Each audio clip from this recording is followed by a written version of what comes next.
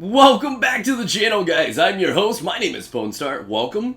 Today, I'm going to be breaking down the brand new faction options and weapons inside of Rise of Iron. I did the vendor ones earlier today, talking about the best Crucible ones, comparing them to guns that we are used to, as many of these are reskins, and I'm going to be doing the same thing for your Dead Orbit, your Future War Cult, and of course, new Monarchy, and it should be a pretty interesting one. Some of these are pretty damn nice, and a couple of these factions are stacked, not gonna lie. Let's start with one of the more interesting ones here. We got the Dead Orbit. So, what you're going to notice right off the bat is we have the Extremophile 011.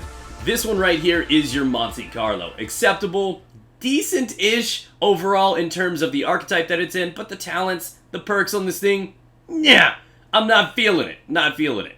As for the Keystone, this one you would know as the Gellions or the Colivans. A lot of people started picking these up, your Jade Rabbits, and these very high-impact scout rifles picked up in popularity. Having these talents on it aren't that bad either. I'd still recommend passing on these as purchasable options, though. Now, the worlds to come, this one is your Plan C and your Ash Raven's Flight. Personally, this is a popular one. Hidden Hand's cool, the reserve ammo's great, but again, as these are not as functional as shotguns in the current Crucible meta, I can't see you picking this one up, though it is a pretty acceptable roll. Now, the last ditch. Oh god. This is your Matador 64. This one comes equipped with Hammer Force and Rangefinder. Flared Magwell. Quick Draw. My god, the punishment this thing can deliver. Oh, this is ridiculous. This is a must-buy. You can't get much better than this to drop in the wild. That is ridiculous. Then we're going to move over to the Bitter Edge. This is your Waileran's March. This was a pretty popular one, but the perks on this weapon, just abysmal. Definitely pass on this. Open packages and hope to find some more acceptable options. As for the Undue Dust 00, this one is okay. It's not terrible. It's basically the Smolder. I started using that thing. It wasn't bad. But again, a rocket's a rocket. People aren't going to spend the marks on it. And that's what the Dead Orbit has to offer. That shotgun. My god. So, when we go to the Future War Cult, oh, fasten your seatbelt, guys. This is the Whale. Pretty interesting options available here between Third Eye and Hammer Forge. We have Firefly, Armor Piercing, Hipfire. These aren't bad. Especially knowing as this is in the same family as the Ias Luna that you would remember from last year, which completely ruled the meta at the end of year 2. This is a very strong option. You can do a little bit better for a natural roll, but this is still pretty acceptable. This one is very, very comparable to the Palindrome that you can find from the Crucible Quartermaster. So you pick and choose which one you like. It's a great way to start off the new year. Giving Future War Cult an Amago Loop, aka the Ias Luna, wasn't enough. They also wanted to give it its Grasp of Malak. This, ladies and gentlemen, is the Walt, and these are pretty decent talents at the bat. You got the Rangefinder, you got your Perfect Balance in Eye of the Storm, Armor Piercing and Lightweight. You could pick your poison right here. These are all acceptable perks on this weapon. Of course, you're going to do better off finding a lot of stability enhancing ones in the wild, but for what this is pretty promising to be real for you guys. So we're going to scoot over to the next option. Jesus, Future War Cult stacked this time. We got the Waiting. Honestly, continuing with the theme with the W words. This one right here is the Midas Reckoning, the Thiessen, and this was a very, very popular option. And if you're looking at this, this is a god roll for that type. We've got Rangefinder, knee pads, perfect balance, accelerated coils, Hipfire! What is this? What is this? We know whoever made these guns, we know who he reps. It's clear. It's clear.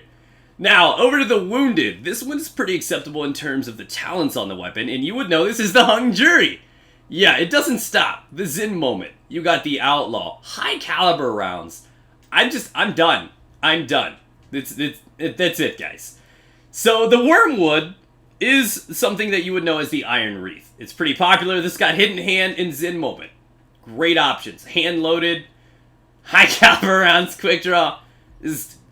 I'm still, like, so many levels of done right now. And then this Rocket, okay? And it tracks. The Warpath. You would know this as the Radagast. It's got the heavy payload. It's got... I'm just done. I'm literally done. Do we even need to go to New Monarchy? You stand there. So confident. So cocky. I'm gonna punch you in your horn. Alright, Triple, don't let me down. So, repping New Monarchy, we have the Assembly 2.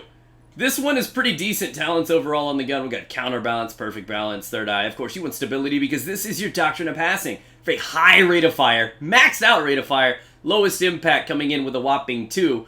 This is a very interesting weapon, and of course these become popular and as the most dominant options for auto rifles in the Crucible just because they're the only things that can really hold up to close quarter engagements. So this is a pretty acceptable one. It's the one win that New Monarchy has. The Free Will 3, really nice talents right here. I like Snapshot, Hammer Forge, Third Eye, Rangefinder, whatever you're looking for. This is your Water Star, and these are very acceptable talents available on this gun. So there's a win in that category as well. Now, as for the Impeacher, this is one of the new ones that was shared with another one. I can't remember. I think it starts with an A, but this is an entirely new tier of weapon in the game, and these are decent talents. I'm a big fan of reactive reload on top of sidearms. I've been rocking it forever, and it's my favorite way to use one of these if I actually use a sidearm.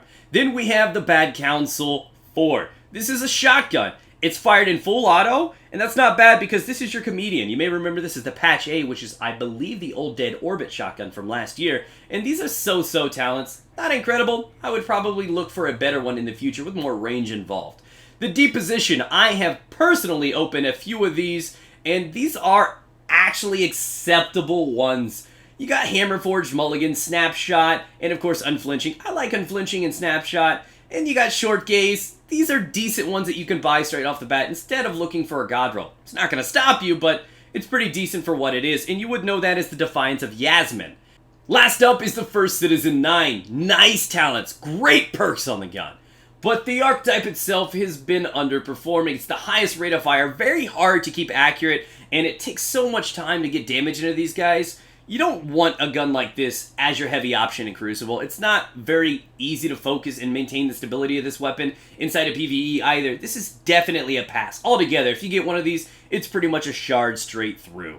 So that is what we have in the options for your factions. It's clear that there are a couple nice ones for New Monarchy and Dead Orbit. We got the Matador in the Dead Orbit. We have the Water Star and Doctrine in New Monarchy. And then almost guaranteed God rolls for every one of the future War Cult options, including the Grasp, the new Ias Luna, the new Hung Jury. Jesus, right?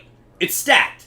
So, I foresee a lot of people converting to future War Cult this time around. It may not look as good. The ships, shaders, and everything may not be as pretty as the other ones in the rivalry, but their options can't be denied. So thanks for watching, guys. If you enjoyed it, be sure to leave a like and subscribe for more content in the future, guys. Take care. I'm going to be breaking down all of these guns in the future, giving you full, all-out reviews, including the more important variables and stats like the stability, the aim assist, and all of that stuff. So stay tuned for that stuff.